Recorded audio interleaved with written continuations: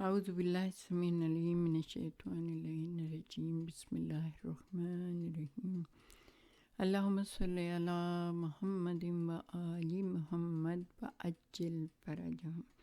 جہانی علم city of knowledge academy سے آپ کی بیبی جان آپ سے مخاطب ہیں۔ السلام علیکم ورحمۃ اللہ وبرکاتہ۔ ہم آپ کو سورہ طلاق کی آیت نمبر 7 آپ کے سامنے پیش کر رہے ہیں، جس کا ترجمہ آپ کے سامنے پیش کریں گے۔ آپ ضرور اس کو دیکھیے، اور یہ سورہ طلاق بہت بہترین سورہ ہے، اور بالضرور ہر خاتون کو، ہر مرد کو اس کو پڑھنا چاہیے اور اس کو سمجھنا چاہیے۔ اس میں پروردگار عالم نے بہت اچھی باتیں بتائی ہیں، گھریلو باتیں، اور گائیڈنس جو اس کے اندر ملی ہے وہ بھی بڑی زبردست ہے۔ تو سورہ طلاق کی 7 نمبر کی آیت ہے، جس میں پروردگار عالم ارشاد فرما رہے ہیں، بسم اللہ الرحمن الرحیم، لِيُنْفِقْ ذُو سَعَةٍ مِّن سَعَتِهِ وَمَنْ قُدِرَ عَلَيْهِ رِزْقُهُ فَلْيُنْفِقْ مِمَّا آتَاهُ اللَّهُ لا يكلف الله نفسا إلا ما آتاها سيجعل الله بعد عسر يسرا۔ پروردگار عالم ارشاد فرما رہا ہے کہ گنجائش والے کو اپنی گنجائش کے مطابق خرچ کرنا چاہیے، اور جس کی روزی تنگ ہو وہ جتنا اللہ نے اسے دیا ہے اس میں سے خرچ کرے۔ خدا نے جس کو جتنا دیا ہے بس اسی کے مطابق وہ اس کو تکلیف دیا کرتا ہے۔ یعنی کہ جیسے کہ ہم نے پہلے بھی بتایا کہ قرآن حکیم میں پروردگار عالم نے ارشاد فرمایا کہ ہر ایک کو اپنی استطاعت کے مطابق اور دوسروں کی ضروریات زندگی کو مد نظر رکھ کر خرچ کرنا چاہیے۔ اگر کوئی شخص زیادہ کو نہیں پال سکتا اور وہ انفاق نہیں کر سکتا، جو جتنا بھی ہو اس میں سے تھوڑا سا، بالکل معمولی سا راہ خدا میں دے دے، یعنی افطار کے کھانے سے ایک لقمہ کم کر کے اس سے دوسروں کی مدد کر دے، آدھی روٹی سے بھی مدد کر سکتا ہے۔ اس طرح لباس سے ایک جوڑا کم کر کے کسی غریب کی ستر پوشی کر سکتا ہے۔ اگر آپ اس آیت پر غور کریں تو معلوم ہو جائے گا کہ ہم سب مسئول ہیں، یعنی مسئول کا مطلب یہ کہ ہم سے سوال کیا جائے گا۔ جیسے کہتے ہیں نا کہ اگر پڑوسی بھوکا ہو تو خود اپنے حصے میں سے تھوڑا سا نکال کے دیکھو، تمہیں پیٹ بھر کے کھانا نہیں کھانا چاہیے، ایکسٹرا بھی کھا لیتے ہیں ہم تو ہم سب مسئول۔ اللہ تعالیٰ ہم سے سوال کرے گا کہ تمہارے ہم اسروں میں، تمہارے جاننے والوں میں کوئی ایسا تھا کہ جو تمہاری مدد کا محتاج ہو، تمہارے پاس تھا بھی اور تم نے نہیں دیا؟ لیکن اللہ تو کہتے کہ تھوڑا سا اپنے میں سے تھوڑا سا اس کو دے دو۔ یہاں تک کہ جناب سرور کائنات نے کہا کہ جو لوگوں کو، جیسے رمضان مبارک کا، چونکہ یہ خطبات رمضان المبارک کے اس وجہ سے اس میں انہوں نے بار بار اس کا تذکرہ کیا ہے کہ لوگوں کو افطاری دیں، خصوصاً وہ لوگ جو افطاری دینے کی صلاحیت رکھتے ہوں۔ اس وقت ایک شخص کھڑا ہو گیا اور اس نے کہا، اے اللہ کے رسول، وہ لوگ جو افطاری نہیں دے سکتے وہ کیا کریں؟ تب اللہ کے رسول نے فرمایا، تم لوگوں کو کھلاؤ، چاہے ایک دانہ خرمے کا ہو یا ایک گھونٹ پانی ہی کیوں نہ ہو۔ یعنی آپ کو اس طرف لے کے جا رہے ہیں کہ اس راہ میں قدم بڑھاؤ۔ ظاہر ہے یہ تو نہیں کوئی کرے گا نا کہ آدھا خرمہ یا ایک خرمہ کسی کو دے دے یا ایک گھونٹ پانی دے دے، کچھ بہتر ہی دے گا نا، لیکن تشویش دلانے کے لیے کہ ہاں پہلا قدم تو بڑھاؤ، اللہ تمہارے رزق میں وسعت دے گا تاکہ تم اور لوگوں کے لیے بھی کر۔ اور یہ کتنی بڑی حقیقت ہے، اتنی بڑی حقیقت ہے کہ آپ جب دیتے ہیں نا تو اللہ تعالیٰ اس سے کہیں بڑھ چڑھ کے آپ کو نوازتا ہے۔ تو اس روایت کا مطلب یہ تو نہیں ہے کہ ایک دانہ انسان دے، نہیں، ایک دانہ دے کر انسان خیال کرے کہ 1000 افطاریاں میں نے دے دی ہیں، کیونکہ جب اللہ تعالیٰ آپ کو نوازے گا تو اگر آپ کے دل میں دوسروں کا درد ہے تو پھر آپ بہت لوگوں کو کھلائیں گے۔ لوگوں کا یہی ہوتا ہے کہ شروع میں تھوڑا تھوڑا کرتے ہیں، لیکن پھر اس کے بعد جب دل بڑا ہوتا ہے اور اللہ تعالیٰ دیتا ہے ان کو، تو پھر وہ کسی سے دریغ نہیں کرتے. تو اس کے بعد اس آیت کے معنی کہ اپنی قدرت کے مطابق دوسروں کا خیال رکھو. وہ شخص جو دوسروں کی مدد کر سکتا ہے، قدرت و صلاحیت رکھتا ہے، تو وہ دوسروں کی مدد ضرور کرے. لیکن وہ شخص جو دوسروں کی مدد نہیں کر سکتا، وہ اتنا کرے جتنا وہ کر سکتا ہے. اس کا مطلب یہ ہے اللہ نے اگر آپ کو افطاری کے لیے دیا ہے یا نہیں دیا، بس اسی افطاری سے جتنا آپ دوسروں کو دے سکتے ہیں دے دیں. اظہار و قربانی دوسری بات ہے جو فی الحال ہماری بحث میں نہیں ہے. یعنی کہ وہ اظہار تو وہ کرتے تھے، جیسے آپ نے 3 روزوں کی داستان سنی ہے کہ جناب امام حسن اور امام حسین بیمار تھے. رسول خدا نے کہا کہ آپ لوگ پنجتن پاک سے کہا کہ آپ لوگ روزہ رکھیں، 3 روزوں کی منت مانیں، انشاءاللہ جب صحت مند ہوں تو 3 روزے رکھیں. آپ جب صحت مند ہوئے امام حسن و حسین بی بی نے اگلے دن سے روزے رکھنے شروع کر دیے. ملائکہ کائنات نے بھی رکھے اور آپ کی خادمہ جو تھی جناب فضہ انہوں نے بھی رکھے اور دونوں بچوں نے بھی رکھے. جبکہ وہ کمزوری تھی، ان کو بہت زیادہ کمزوری، بیماری سے اٹھے تو ظاہر ہے انسان کمزور ہو جاتا ہے. لیکن آپ نے دیکھا کہ جب بی بی نے کھانا بنایا، کیا کھانا تھا؟ 1 جو کی روٹی ہر ایک کے لیے اور تھوڑا تھوڑا پانی رکھا ہوا تھا. لیکن دروازے پہ پہلی دفعہ دق الباب ہوا، سب نے جا کے اپنی روٹیاں دے دیں کہ اس نے کہا میں فقیر ہوں. ایک دن فقیر آیا، ایک دن محتاج آیا، ایک دن قیدی آیا، ایک دن یتیم آیا. تو مطلب 3 دن تک آتے رہے اور سب کے سب یعنی بچے بھی اپنی روٹی لے جا کے دیتے رہے.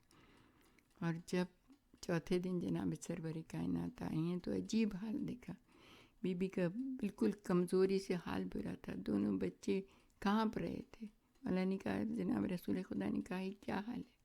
انہیں بتایا گیا اور پروردگار عالم نے اس وقت سورہ دہر کو نازل کیا کہ یہ وہ لوگ ہیں کہ جو اپنا کھانا غریب اور مسکین اور یتیم کو دے دیا کرتے ہیں، فقیر کو دے دیا کرتے ہیں اور ان سے نہ کسی صلے کی خواہش رکھتے ہیں، نہ شکریہ کی خواہش رکھتے ہیں. تو اللہ ان کا شکریہ ادا کرتا ہے. جب آپ یہ پڑھتے ہیں تو پھر آپ کے دل میں یہ تمنا ہوتی کہ ہم بھی کچھ کریں.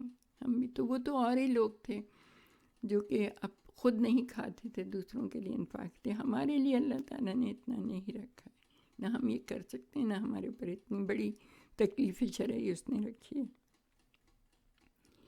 تو بس اتنا ہے کہ جو ہمارے پاس ہے، ہمارے اس سے بچتا ہے، وہ ہم ضرور کسی نہ کسی مسکین کو، غریب کو، فقیر کو، یتیم کو دے دیا کریں تاکہ ہم بھی تھوڑا سا اس راہ میں ایک قدم تو آگے بڑھ دیں.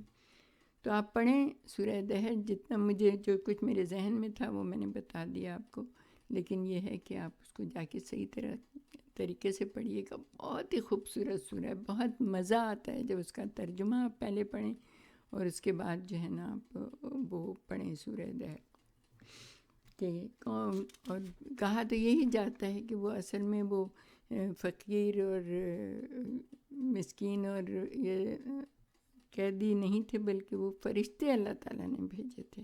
اور وہ فرشتے آئے تھے اور گویا کہ یہ بھی ایک طرح کی آزمائش تھی. اور اہل بیت اطہار اس آزمائش میں پورے اترے کہ اللہ تعالیٰ نے جب تک قیامت تک یہ قرآن موجود ہے اس وقت تک ان 3 روزوں کی داستان ثبت کر دی گئی کہ لوگ ان چیزوں سے اسپائر ہو کے اور اللہ کی راہ میں کچھ نہ کچھ تو انفاق کریں.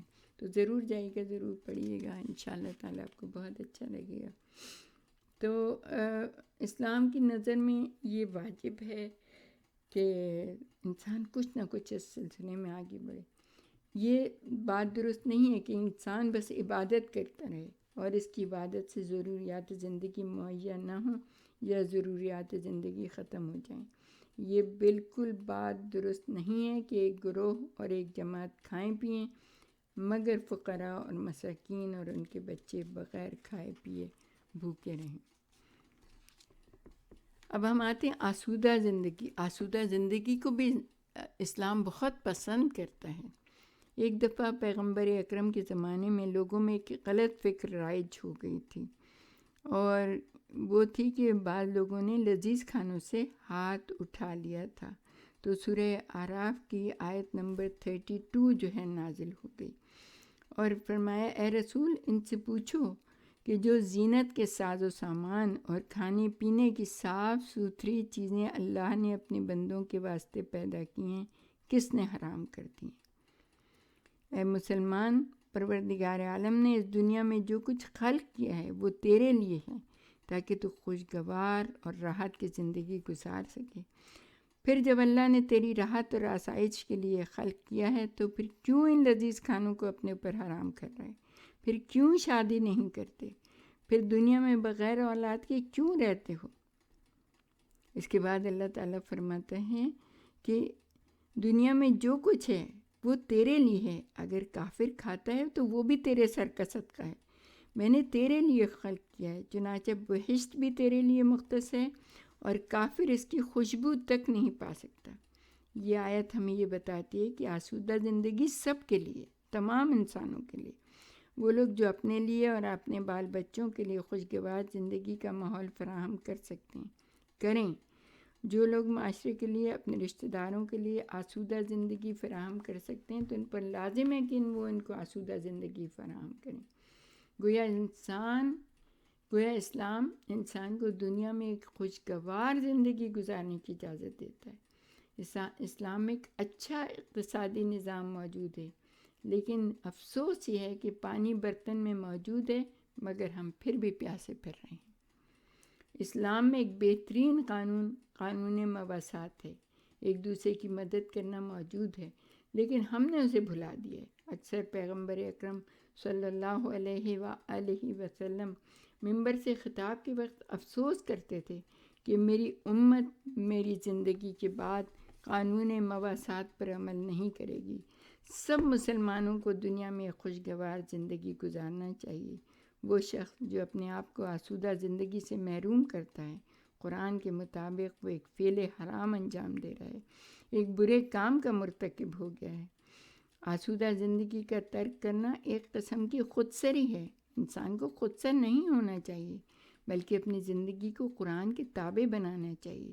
انسان کو اپنے ذاتی نظریے کا تابع نہیں ہونا چاہیے بلکہ اپنے آپ کو، اپنے نظریے کو پیغمبر اکرم اور ائمہ طاہرین کے نظریے کا تابع بنانا چاہیے۔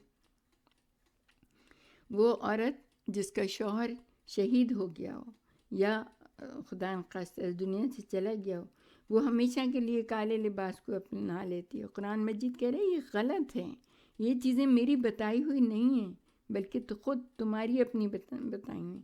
یہ کیا ہے کہ شوہر شہید ہو گیا تو پھر دوسری شادی نہیں کرتی، اگر ان کے سامنے شوہر کا نام لیا جائے تو ناراض ہوتی۔